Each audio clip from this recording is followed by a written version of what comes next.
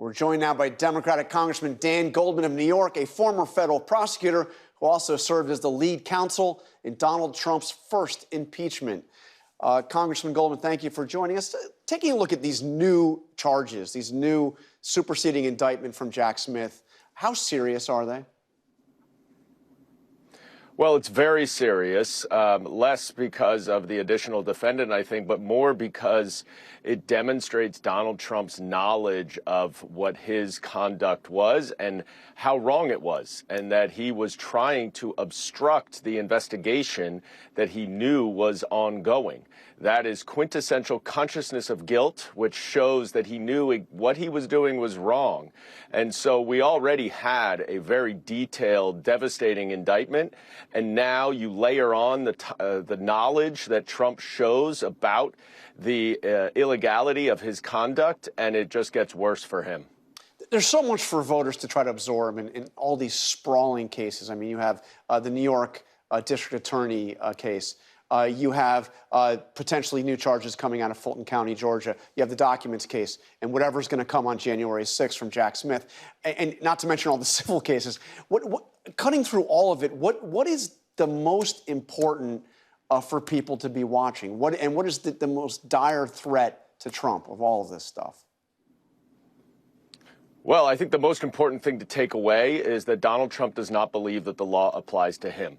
He simply believes he's above the law and that he can do whatever he wants. We saw that in the first impeachment when he abused the power of the presidency in order to extort a foreign government, a democracy, into helping him with his campaign. And it has continued on in full force because no one has yet held him accountable. The Republicans in Congress refuse to hold him accountable, and he feels like he is completely invincible. But the takeaway from all four cases, from the civil cases, is that Donald Trump simply thinks he's above the law. I want to turn to the other major development this week involving Hunter Biden. Were you surprised to see the judge in Delaware reject the plea deal? Not reject it, but not accept it? Well, right. I think that there's been a lot of hay made of this, but this is a fairly typical process that goes through. This was an unusual agreement, in part because it's a 24-month agreement, and there's the possibility that Donald Trump will be president. And we know from his presidency how much he weaponized the Department of Justice to go after his enemies and to favor his associates. And so Hunter Biden's lawyers are concerned that Donald Trump, if he were to get the presidency, would weaponize the Department of Justice. And so there is an added calculation to this. But the fact of the matter is that this is a Trump-appointed U.S. attorney, a Trump-appointed judge. This is a very independent and thorough investigation.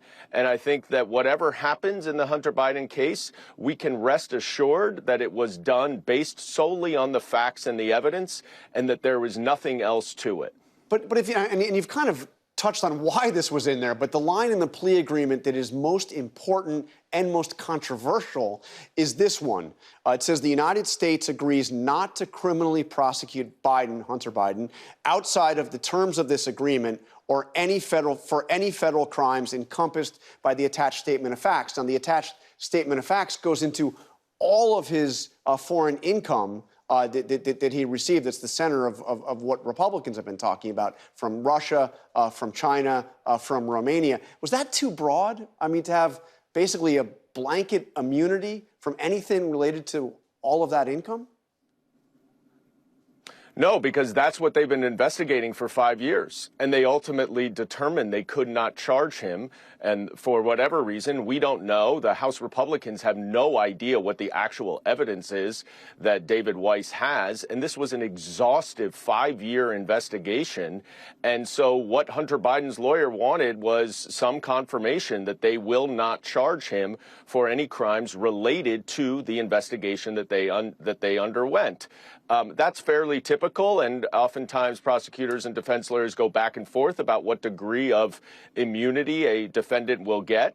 But let's remember, this is not as if it's a new investigation. This is 5 years, and we had testimony of foreign bank accounts, domestic bank accounts, search warrants, hundreds of thousands of documents that they poured over, and ultimately they decided they could not charge Hunter Biden with it, and that's how the process should work. In light of that, the White House press secretary this week said that a pardon for Hunter Biden is off the table, but we haven't heard President Biden himself rule it out. Do you think a pardon for his son would be a mistake?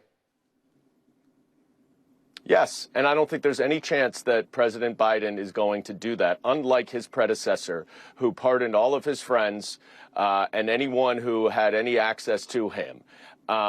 President Biden has restored the integrity of the Department of Justice, and I think you see that in this case, where he kept on, and Merrick Garland kept on, a Trump-appointed U.S. attorney to investigate the president's son. If there is not an indication of the independence of the Department of Justice beyond that, I don't know what we could look for. All right, Congressman Goldman, thank you very much for joining us.